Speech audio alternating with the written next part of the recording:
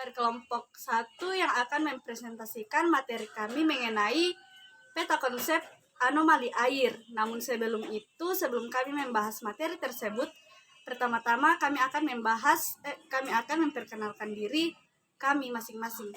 Saya sendiri Windarti Mangetan dan teman saya Anastasia Bungin, Isti Kartika, Bonifasus Garanti, dan Filipus.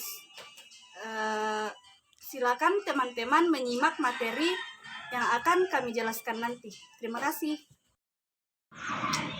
Oke, hai teman-teman.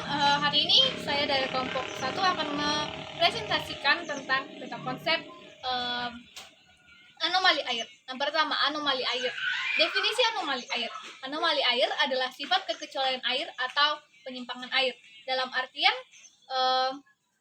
pada umumnya zat akan memulai jika dipanaskan dan akan menyusut jika didinginkan. Tetapi air mempunyai sifat khas. Jika air dipanaskan antara suhu 0 derajat sampai 40 derajat Celcius, volumenya akan menyusut. Hal ini karena molekul H2O dalam bentuk padat es penuh dengan rongga, sedangkan dalam bentuk cair atau air lebih rapat. Dengan demikian, pada saat dipanaskan, molekul H2O atau air dalam kurung es akan merapat lebih dahulu. Akibatnya, volume menyusut. Oleh karena itu, es juga terapung di air. Ada hubungan volume dan massa jenis. Dalam materi ini terdapat 4 komponen, yaitu yang pertama volume, massa jenis, pemanasan dan pendinginan. Massa jenis suatu benda ditentukan oleh massa benda itu sendiri. Proses pemanasan suatu benda akan mempengaruhi volume suatu benda tersebut. Artinya benda tersebut cenderung tetap berdasarkan penjabaran tersebut, kita menyimpulkan bahwa volume es lebih besar dibandingkan dengan air. Jika dikaitkan dengan hubungannya dengan massa jenis, maka jelas massa jenis es lebih kecil dibanding dengan air. Perubahan volume pada sebuah benda yang diakibatkan oleh pemuaian jelas akan mengubah massa jenisnya. Hal ini terjadi pada proses pemanasan di atas kompor. Misalnya saat suhu air bertambah, maka jelas volumenya pun bertambah. Akibatnya pasti saat massa jenisnya pun akan berkurang. Air di dasar panci memiliki suhu yang lebih tinggi sehingga volume lebih besar dari massanya pun akan semakin kecil.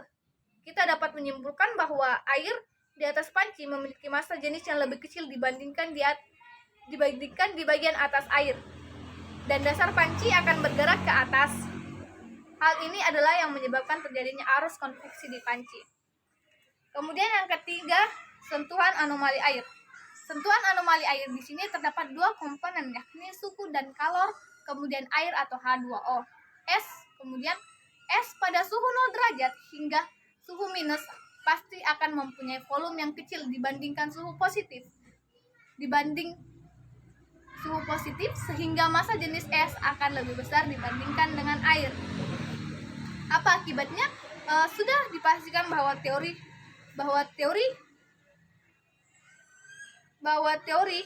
es akan tenggelam di air. Jika ini terjadi, maka tragedi Titanic 1912 tidak akan terjadi.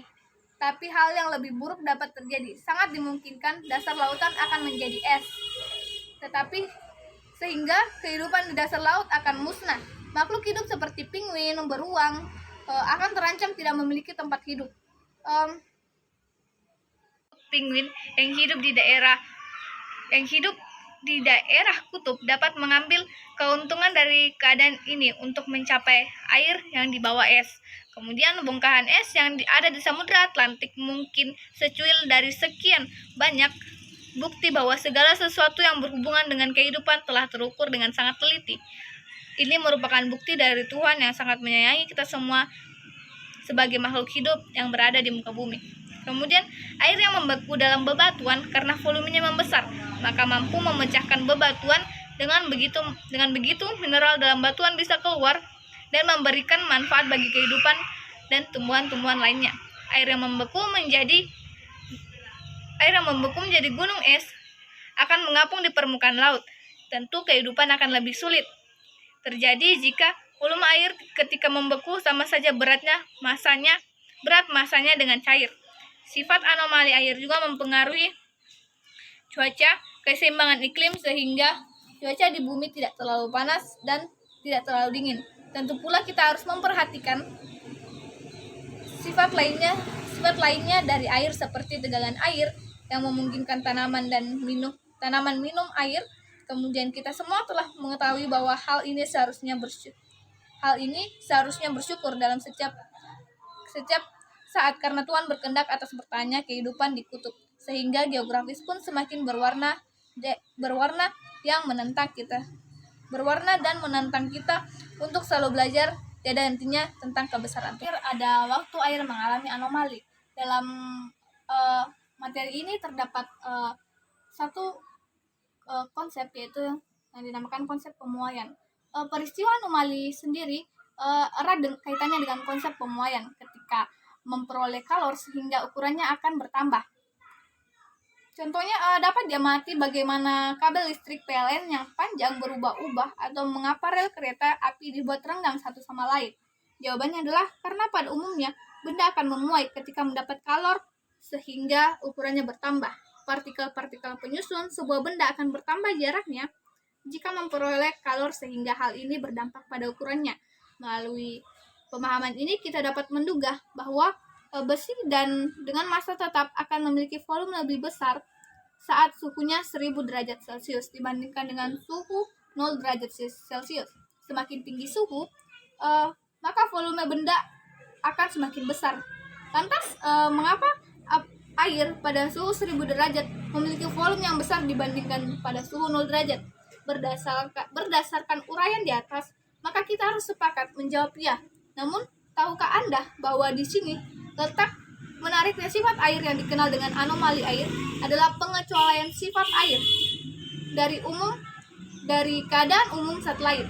Faktanya, air memiliki volume terkecil pada suhu 40 derajat Celcius. Bukan hal yang aneh jika kita mengatakan bahwa volume air pada derajat 100 derajat Celcius memiliki volume lebih besar dibandingkan pada suhu 40 derajat. Namun bagaimana dengan air pada suhu 0 derajat? Apakah memiliki suhu yang lebih rendah dari air yang bersuhu 40 derajat? Jawabannya tidak. Ternyata air mengalami pemuaian ketika didinginkan.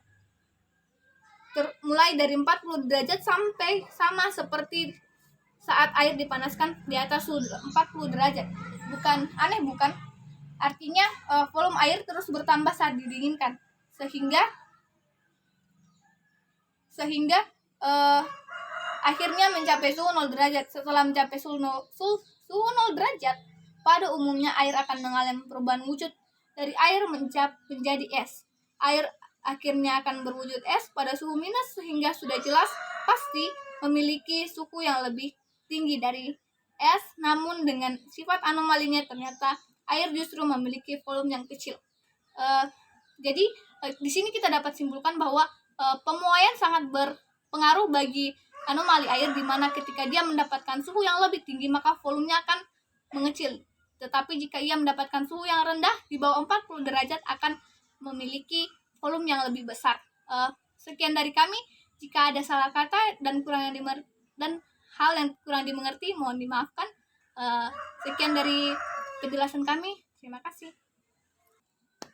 Oke teman-teman, menarik bukan? Jika teman-teman punya pertanyaan atau saran, silakan berkomentar di bawah video ini. Jangan lupa like, comment, and subscribe. Sampai jumpa di lain waktu.